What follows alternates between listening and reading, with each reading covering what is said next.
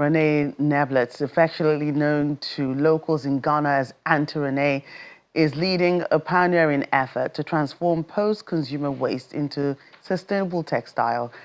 Drawing on traditional knowledge and values, she is working to build what she calls environmental literacy to foster self-reliance and improve social well-being.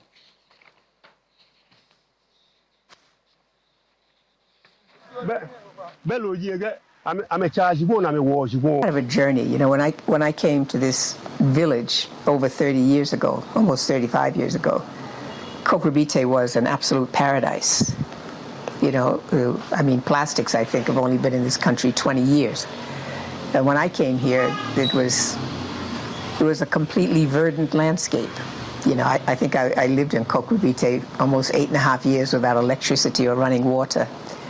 So I had an opportunity to witness a way of life, a traditional way of life, before it kind of fell victim to this modern model of development. So I witnessed people living who were completely conversant with their environment. When I came here, there were so many crabs on the ocean. The turtles came up to lay their eggs. There were still sacred water holes. Everybody knew everything about the flora and vegetation. They knew every tree. They knew what the leaf could do, what the seed could do, what the bark could do, what the root could do.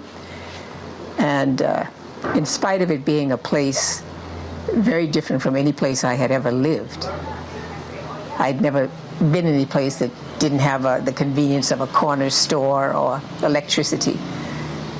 And I'm not suggesting that I didn't think things could evolve, but I can quite honestly say I remember thinking these are the most intelligent people I've ever met in my world, in my life. And I think it was because they had a body of knowledge that was so different from what I thought was literate. You know, I was raised to believe that literacy was essentially confined to the ability to read, write, and comprehend the written and spoken word. And now I know that a fundamental literacy is the ability to read your environment.